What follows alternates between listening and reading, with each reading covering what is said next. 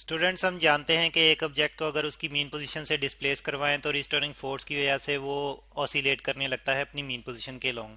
अब free and forced oscillation, जैसे कि यहाँ पे आप देख रहे हैं कि टॉपिक है आज का, तो इससे क्या मुराद है? फ्री ऑसिलेशंस को सबसे पहले हम देखेंगे कि फ्री ऑसिलेशंस, किस ऑसिलेशन को हम फ्री ऑसिलेशन कहते हैं। ऑसिलेशन बेसिकली वाइब्रेशन को ही हम ऑसिलेशंस भी कहते हैं। तो फ्री ऑसिलेशन से क्या मुराद है? ऑसिलेशंस एक्चुअली अगर हम एक ऑब्जेक्ट को मूव करवाएं, डिस्प्लेस करवाएं उसकी मीन पोजीशन से, और उसके बाद उसको फ्रीली छोड़ दें ऑसिलेट करने के लिए, कोई उस पर मजीद फोर्स अप्लाई ना हो रही हो, तो इस केस में जो उसकी ऑसिलेशन होती है उसको हम फ्री ऑसिलेशन कहते हैं। यानी कि फ्री वाइब्रेशन या फ्री ऑसिलेशन कब होंगी? फ्री वाइब्रेशन या फ्री ऑसिलेशन कब होंगी? जब कोई एक्सटर्नल फोर्स वर्क ना करे। Free vibrations, vibrations.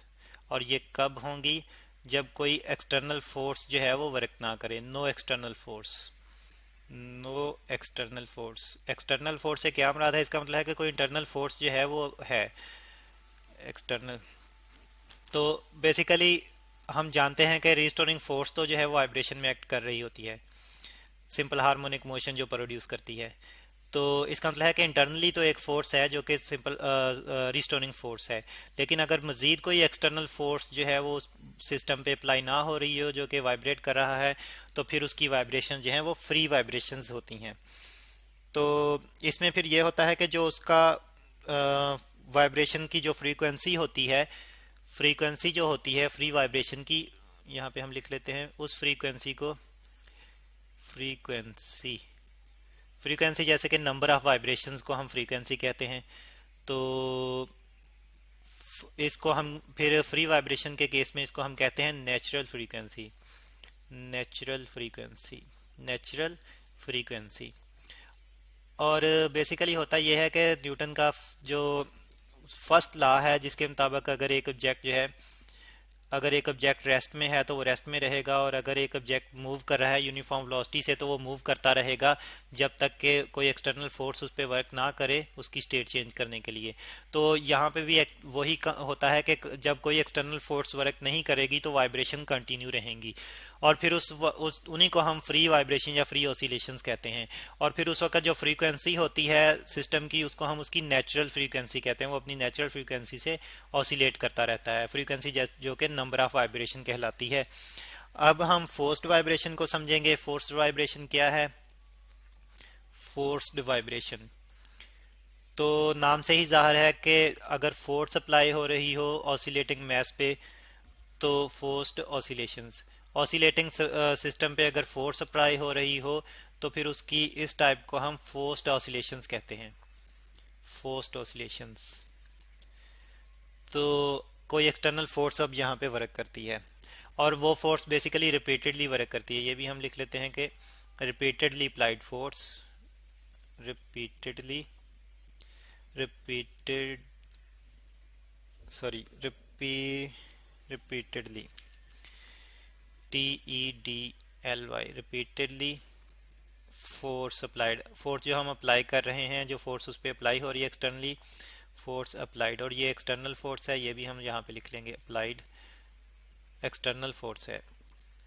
जब कोई एक्सटर्नल फोर्स वर्क करती है और वर्क इस तरह से करती है कि बार बार वर्क करती है, तो एक्सटर्नल फोर्स, तो फिर जो ऑसिलेशंस या वाइब्रेशन होती हैं उनको हम फोर्स्ड ऑसिलेशन या फोर्स्ड वाइब्रेशन कहते हैं। जब कोई एक्सटर्नल फोर्स वर्क करती है सिस्टम पे और बार बार वर्क करती है तो फिर उस जो ऑसिलेशंस होती हैं उनको हम फोर्स्ड ऑसिलेशन कहते हैं।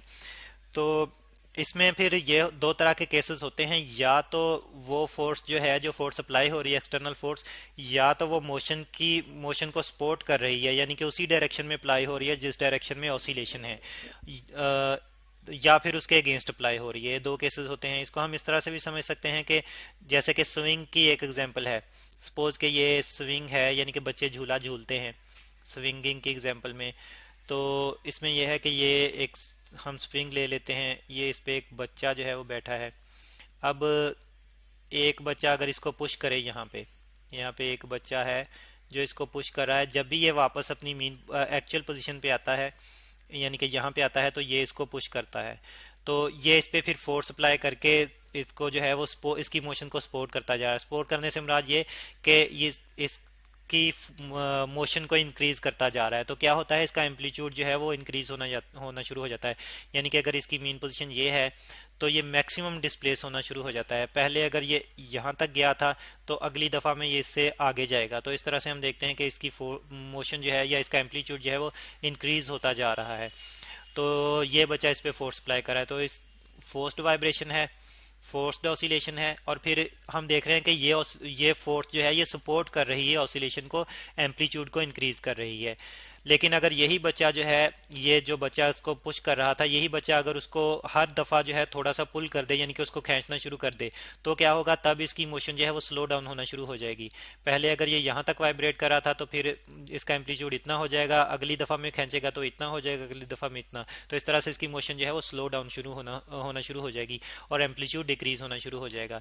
तो इस तरह से हम देखते हैं कि फोर्स्ड ऑसिलेशन में या तो फोर्स जो है वो मोशन को सपोर्ट करती है या मोशन के अगेंस्ट अप्लाई होती है। अगर सपोर्ट करती है तो एम्पलीट्यूड इंक्रीज करती है, अगर अगेंस्ट अप्लाई होती है तो फिर उसका एम्पलीट्यूड डिक्रीज करती है। तो यहाँ पे फिर हम लिख लेते हैं कि फोर्स्ड ऑसिलेशन में एम्पलीट्यूड चेंज होता है, ऑसिलेशंस। और फिर एक और भी इसी केस को एक और तरीके से भी हम डिस्कस करते हैं, एम्पलीट्यूड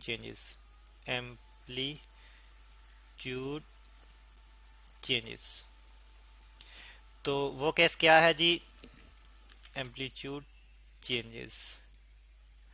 तो वो ये है कि अगर ये बच्चा ना हो और जस्ट ये ही बच्चा जो झूले पे बैठा हुआ है, ये अगर जो है जस्ट एक स्विंग ले और उसके बाद फ्रीली जो है वो वाइब्रेट करता रहे, तो तब भी कुछ टाइम के बाद हम देखते हैं कि इसकी ऑसिलेशंस जो है वो रुक जाती है, स्टॉप अप हो जाती है, अगर ये मजीद जर्क ना दे तो वो ऑसिलेशन कैसे रुक जाती है।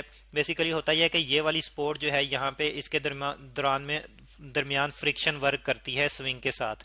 तो फ्रिक्शन वर्क करती है तो फ्रिक्शन इसकी मोशन को स्लो डाउन करती है। फ्रिक्शन में हम जानते हैं कि एनर्जी डिसिपेट होती है, तो फ्रिक्शन की वजह से जो है वो फिर एनर्जी डिसिपेट होती है इसकी, और एनर्जी डिसिपेट होने से ये स्लो डाउन होना शुरू हो जाता है, इसका एम्पलीट्यूड डिक्रीज होना शुरू हो जाता है। फिर इसके साथ साथ सपोर्ट की फ्रिक्शन के अलावा यहाँ पे क्योंकि इसके इर्द गिर्द एयर है, तो एयर की फ्रिक्शन भी जो है वो एक्ट करती है।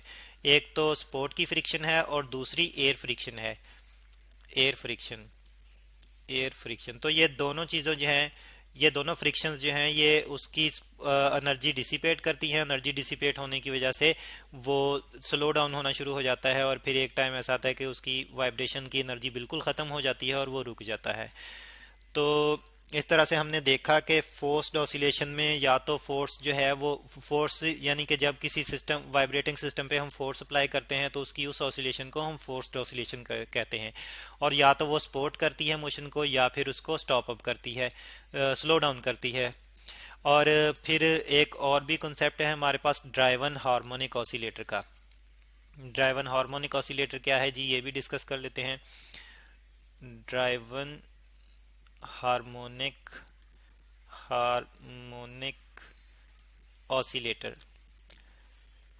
Oscillator basically simple harmonic motion से ही कंसेप्ट आया है, LATOR। तो ऐसा ऑसिलेटर, ऐसा वाइब्रेटर, ऐसा सिस्टम जो कि वाइब्रेट कर रहा हो, ऑसिलेट कर रहा हो सिंपल हार्मोनिकली, तो उसको हम हार्मोनिक ऑसिलेटर कहते हैं। अब ड्राइवन हार्मोनिक ऑसिलेटर से क्या मुराद है, अगर एक सिस्टम को जो है वो, अगर एक सिस्टम फोर्स्ड वाइब्रेशन के अंडर हो, यानी कि उसमें उसकी वाइब्रेशन में फोर्स जो है बार बार अप्लाई हो रही है और रिपीटेडली फोर्स एक अप्लाई हो रही है उसकी वाइब्रेशन पे, तो ऐसे सिस्टम को हम ड्राइवन हार्मोनिक ऑसिलेटर कहते हैं। जैसे कि यहाँ पे ये स्विंग की एग्जांपल है कि ये बच्चा जो है इस पे फोर्स अप्लाई कर रहा है, तो ये वाली जो ये स्विंग जो है ये ड्राइवन हार्मोनिक ऑसिलेटर के तौर पर एक्ट करेगा। तो यहाँ पे हम लिख लेते हैं सिस्टम अंडर फोर्स्ड वाइब्रेशंस, ऐसे सिस्टम को हम ड्राइवन हार्मोनिक ऑसिलेटर कहते हैं, वाइब्रेशंस। तो ये है जी हमारे पास कंसेप्ट फ्री और फोर्स्ड ऑसिलेशन का और ड्राइवन हार्मोनिक ऑसिलेटर का।